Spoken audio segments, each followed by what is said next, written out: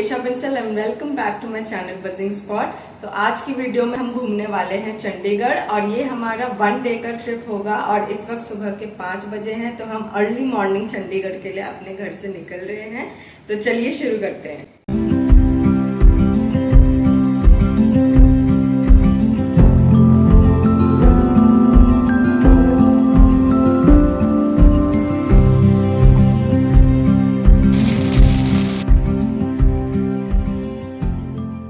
अभी हम petrol pump पे रुके हुए हैं अपनी गाड़ी में पेट्रोल भराने और हम पंजाब में एंटर कर गए हैं। तो यहाँ से गाड़ी अपनी फुल करा के फिर हम निकलेंगे चंडीगढ़ की तरफ। तो मिलते हैं चंडीगढ़ पहुँच के।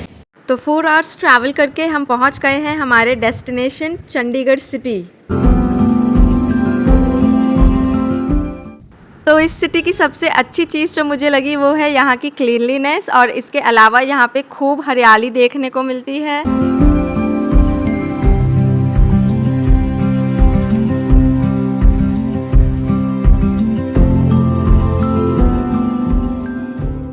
यहाँ के ट्रैफिक सर्कल्स इंडिपेंडेंट ऑर्गेनाइजेशंस के द्वारा मेंटेन किए जाते हैं और जिस सर्कल को कोई ऑर्गेनाइजेशन मेंटेन कर रहा होता है वहाँ पर उसका नाम भी प्रेजेंट रहता है।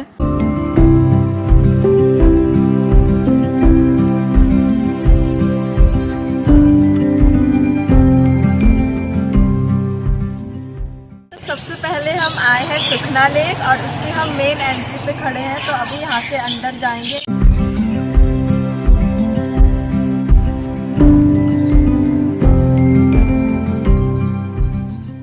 सुखना लेक एक मैन मेड लेक है और यहाँ पे बोटिंग की भी फैसिलिटी है, बोटिंग होती है। हालांकि जब हम सुखना लेक पहुँचे तो उस टाइम वहाँ पर बारिश हो रही थी तो इस वजह से बोटिंग वहाँ पे बंद थी, पर लेक का व्यू काफ़ी सुंदर था। बहुत ही ब्यूटीफुल लेक है ये।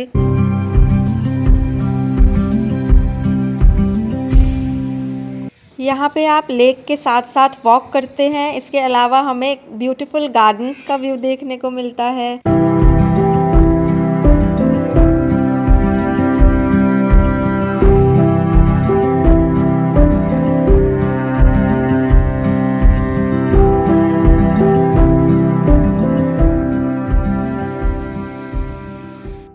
यहाँ पे जॉगिंग ट्रैक भी है तो इस वजह से ये जगह फिटनेस एंथुजियास्ट्स के लिए एक परफेक्ट स्पॉट है।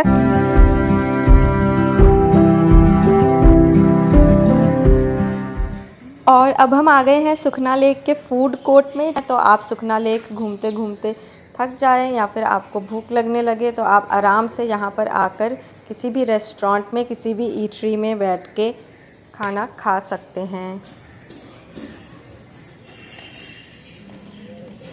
अभी हमने सुखना लेक घूम लिया है और अच्छा लगा, काफ़ी अच्छी वाइब थी। और अब हम यहाँ ब्रेकफास्ट के लिए आए हुए हैं और ब्रेकफास्ट में हम खा रहे हैं पाव भाजी। तो ब्रेकफास्ट हमने किया फास्ट फूड जॉइंट में। तो मिलते हैं ब्रेकफास्ट के बाद। तो सुखना लेक के एग्जिट पे हमें बच्चों के लिए एक अम्यूज़मेंट पार्क भी देखने को मिलता है।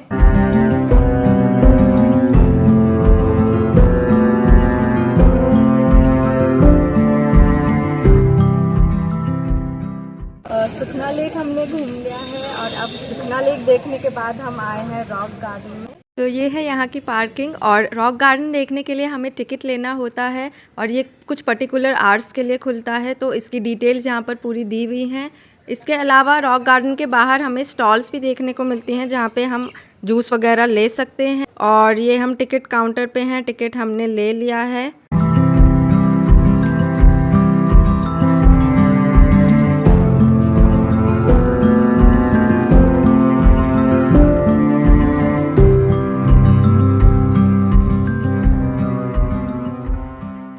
रॉक गार्डन को रोड इंस्पेक्टर नेकचंद जी ने ईयर 1957 में बनाना शुरू किया था।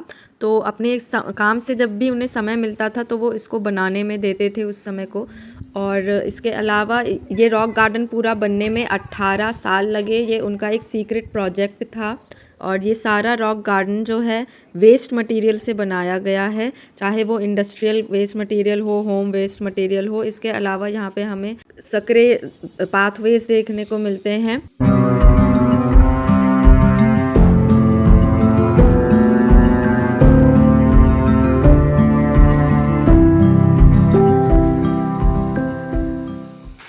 इस गार्डन में हमें वाटरफॉल भी देखने को मिलता है। और यहाँ पे छोटी छोटी हट्स बनी हुई हैं, इससे विलेज का लुक यहाँ पे क्रिएट किया गया है।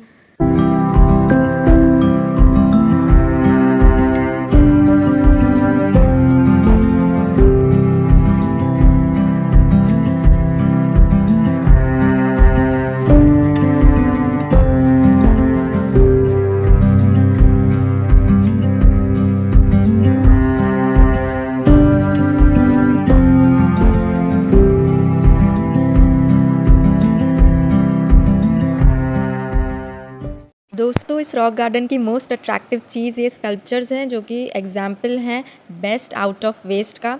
और कुछ लोगों का ये भी मानना है कि नेकचंद जी ने ये गार्डन, उनको एक सपना दिखा था किंगडम ऑफ सुकर्णे का, जो कि एक बेसिकली सेलेस्टियल किंगडम का उन्हें एक सपना आया था। तो उससे इंस्पायर होके उन्होंने ये पूरा जो कंप्लीट रॉक गार्डन है वो क्रिएट किया।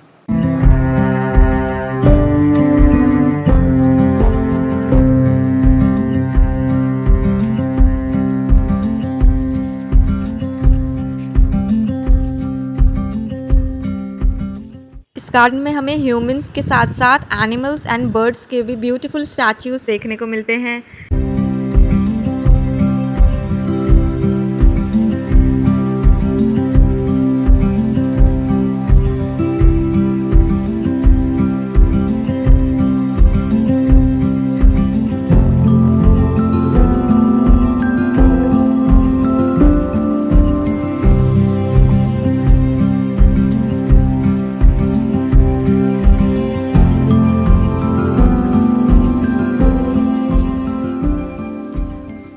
दोस्तों, इन स्टैच्यूज़ को बनाने के लिए मिरर्स, टाइल्स, ब्रोकन बैंगल्स के अलावा और डिफरेंट वेस्ट मटेरियल्स का इस्तेमाल किया गया है। और देखिए इनके इस्तेमाल से कितने खूबसूरत स्टैच्यूज़ यहाँ पर क्रिएट किए गए हैं। इसके अलावा मैं आपको एक और चीज़ यहाँ बताना चाहूँगी, वो ये कि जब आप ये रॉक गार्डन घूमने आएँ तो अपने पास इनफ टाइम लेकर आएँ, क्योंकि इसे आप अगर डिटेल में देखना चाहते हैं, घूमना चाहते हैं, तो इसके लिए आपको कम से कम 1 से 2 घंटे का समय लगेगा।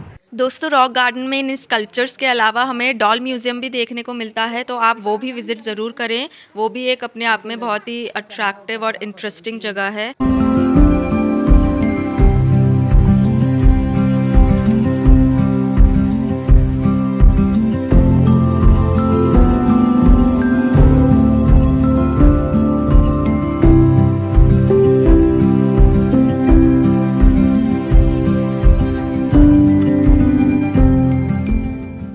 दोस्तों, हमने रॉक गार्डन देख लिया है और अब हम इसके बाद यहाँ से जा रहे हैं ले कॉर्बूजियर सेंटर देखने।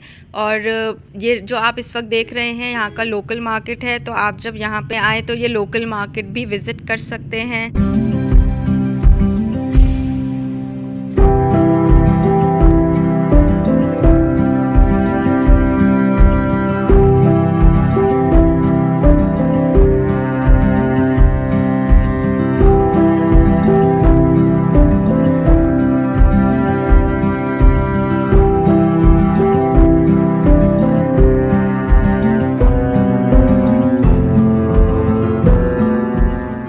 दोस्तों, हम ले कॉर्बूजियर सेंटर पहुंच गए हैं और ये वही जगह है जहां पर स्विस फ्रेंच आर्किटेक्ट ले कॉर्बूजियर का ऑफिस हुआ करता था। ये आर्टिफैक्ट्स हैं हड़प्पन सिविलाइजेशन के दौरान के, जो कि एक्सकेवेशन के टाइम यहाँ मिले थे जब चंडीगढ़ सिटी बन रही थी उस टाइम पे। और यहीं पे बैठ के उन्होंने चंडीगढ़ का सारा प्लान जो है वो बनाया था। और अब ये बिल्डिंग जो है एक म्यूज़ियम में कन्वर्ट कर दी गई है।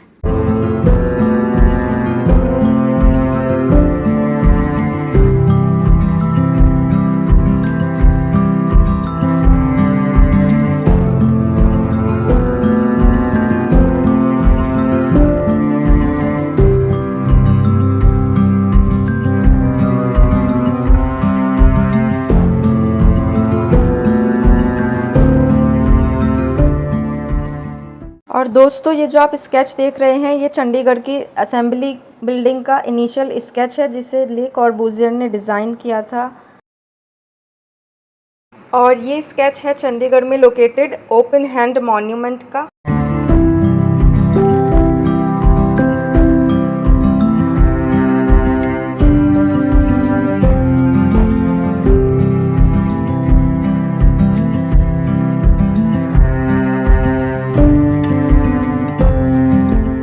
इस म्यूज़ियम में चंडीगढ़ के आर्किटेक्ट को, उनकी टीम को और उनके पूरा जो काम है उसको ट्रिब्यूट दी गई है।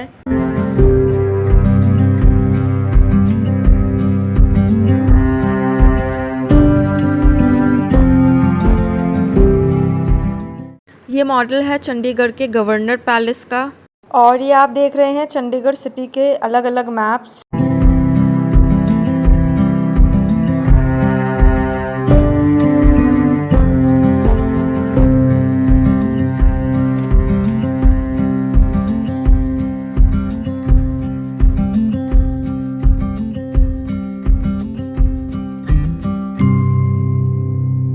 तो दोस्तों हम चंडीगढ़ के नेक्सस एलांटे मॉल में पहुंच गए हैं और ये मॉल जो है इंडिया के लार्जेस्ट मॉल्स में से एक है। ये 6 स्टोरी मॉल है including parking at basement and terrace.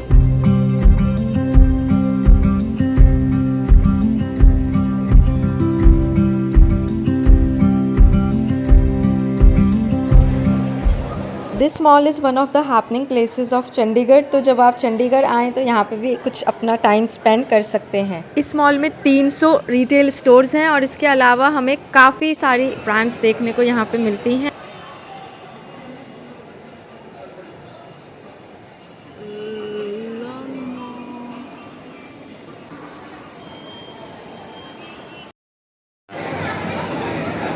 तो ये आप देख रहे हैं गेमिंग जोन। यहाँ पर बच्चों बड़ों सभी के लिए गेम्स अवेलेबल रहते हैं और ये सामने आप फिर देख रहे हैं PVR सिनेमास। तो हमारा प्लान था यहाँ पे मूवी देखने का, बट अनफॉर्चुनेटली यहाँ पे सभी शोज़ बुक्ड हो गए थे तो इसलिए हमें टिकट्स नहीं मिल पाए। सागर रत्ना है, सागर रत्ना चले।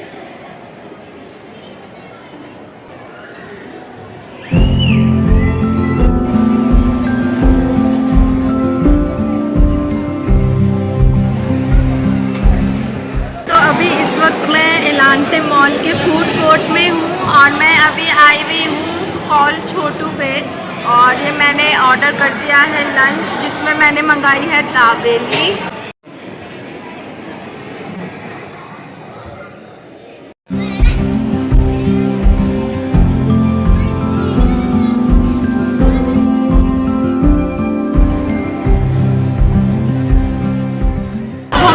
सिज़ल्स कैफ़े में और यहाँ पे अब हमने मंगाए हैं चीज़ नगेट्स एंड शेक। मैं आपको दिखाती हूँ।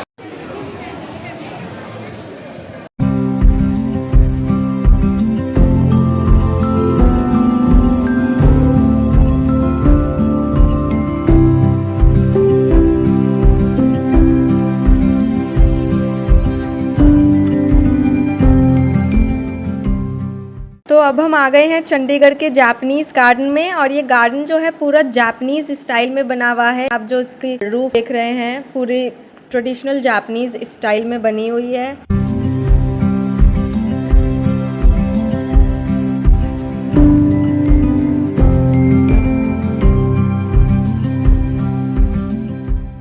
ये गार्डन 2 फेजेस में बना हुआ है और इस वक्त हम इसके अभी फ़ेज़ 1 में हैं और ये रहा यहाँ से 360 डिग्री व्यू।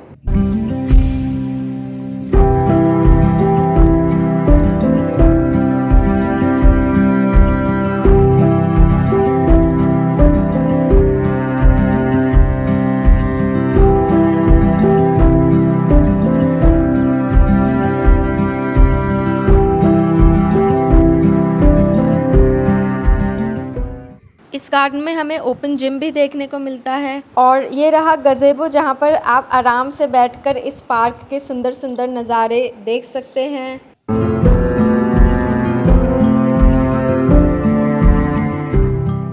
इसके अलावा हमें यहाँ पे गौतम बुद्ध का स्टैचू देखने को भी मिलता है और जापानीज में गौतम बुद्ध को शाका न्योराई बोला जाता है। यहाँ पे आप शेर के जैसे दिखने वाले जीव के एक जोड़े का स्टैचू देख रहे हैं। ये गार्डियन होते हैं, गुडनेस के ईविल से प्रोटेक्ट करते हैं और जापानीज में इन्हें कोमेनु बोलते हैं। ये है यिन यांग, जिसे जापानीज में इन्यो बोलते हैं, जो कि दर्शाता है 2 ऑपोजिट एनर्जीज जो कि एक दूसरे पर डिपेंडेंट होती है, उनके बीच के बैलेंस को।